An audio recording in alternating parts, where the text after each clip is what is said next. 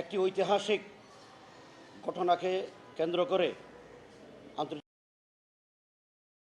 পক্ষ থেকে আমরা অভিযোগ করেছি, মামলা দায়ের করেছি। এই মামলা অন্তর্বর্তীকালীন সরকারের আমলে করা হয়েছে। দীর্ঘ সময় এই মামলার তদন্ত কার্যক্রম পরিচালনা করে আসছেন প্রসিকিউশন।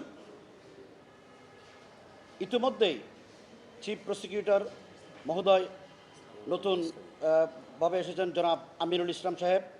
উনি আসার পরে হেফাজুল ইসলামের মামলার অগ্রগতি এবং কার্যক্রম খুব দ্রুতগতিতে এগিয়ে যাচ্ছেন। উনি আন্তরিকভাবে আমাদের এই মামলাকে পরিচালনা করার জন্য এবং চূড়ান্ত পর্যায়ে নিয়ে যাওয়ার জন্য উনি এবং ওনার টিম কাজ করছেন। আজকে ওনার সাথে আমরা সাক্ষাৎ করতে এসেছি, আমাদের মামলার অগ্রগতি বিষয়ে জানতে এসেছি। উনি আমাদেরকে জানিয়েছেন হেফাজুল ইসলামের 2013 সালের 5 মে শাপলা চত্বরে তৎকালীন ফ্যাসিস্ট আওয়ামী খুনি হাসিনা সরকার যে মেসাকার করেছিলেন, এটার যাবতীয় তথ্য উপাত্ত সমস্ত ডকুমেন্ট ওনারা কালেকশন করেছেন। আগামী 7 জুন এটার চূড়ান্ত প্রতিবেদন আদালতে ওনারা দাখিল করবেন। আমরা আশা করছি নতুন এই চিফ প্রসিকিউটর সাহেব উনি যেভাবে মামলাকে সামনে নিয়ে যাওয়ার জন্যে একটা চূড়ান্ত পর্যায়ে বিচারের মুখোমুখি বিচারে নিয়ে আসার জন্য ওনার আন্তরিকতা আমরা লক্ষ্য করেছি। আমরা বর্তমান সরকার ক্ষমতায় আসার পরে হেফাজুল ইসলামের এই মামলাকে অগ্রাধিকার ভিত্তিতে চূড়ান্ত রায় ঘোষণার জন্য যেভাবে কাজ করছেন, আমরা সরকারকেও ধন্যবাদ জানাই এবং প্রসিকিউটরকে ধন্যবাদ জানাই।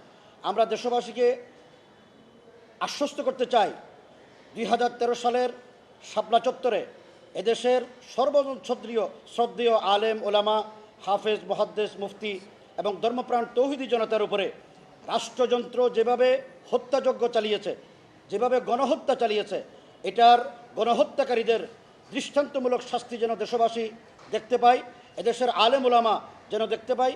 এই গণহত্যার দৃষ্টান্তমূলক শাস্তির মাধ্যমে আগামী দিনে যেন কোনো ফ্যাসিস্ট আলেম ওলামাদের সাথে, দেশের নাগরিকদের সাথে এইরকম অন্যায়, অবিচার, অত্যাচার যেন জুলুম না করে, তা যেন চিরদিনের জন্য বন্ধ হয়ে যায়, সেরকম একটা দৃষ্টান্তমূলক শাস্তি আমরা আশা করছি। আমরা দেশবাসীকে এটাও আশ্বস্ত করতে চাই যে হেফাজুল ইসলামের পক্ষ থেকে কোনো রাজনৈতিক দাবি নিয়ে আমরা আসি নাই।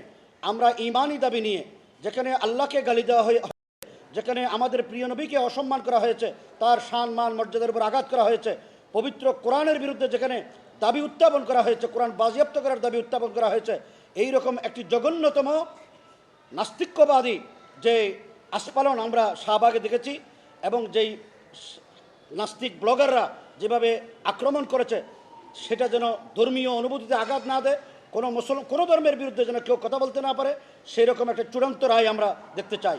এবং আমরা আরও দেখতে চাই যারা এই ঘটনার সাথে, রাষ্ট্রের প্রধান এই হত্যাকাণ্ডের সাথে প্রধানমন্ত্রী খুনি শেখ হাসিনা সহ তার মন্ত্রী পরিষদের সদস্য, পুলিশ, র্যাব, বিজিবি, যৌথ বাহিনীর যে সমস্ত কর্মকর্তারা সেই দিন হাসিনার হুকুম পালন করতে গিয়ে এদেশের নিরীহ, নিরপরাধ, নিরস্ত্র মানুষদের উপরে এরকম গণহত্যা চালিয়েছে, তারা সবাইকে যেন এই বিচারের মুখোমুখি করে এটা দৃষ্টান্তমূলক যেন শাস্তির ব্যবস্থা হয়, সেই জন্য আমরা চিফ প্রসিকিউটর সাহেবকে দাবি জানিয়ে এসেছি। আদালতের কাছে আমরা ন্যায় বিচার কামনা করছি, যেন এই দেশে এরকম হত্যাকাণ্ড করার জন্য অন্য কেউ যেন ভবিষ্যতে সাহস না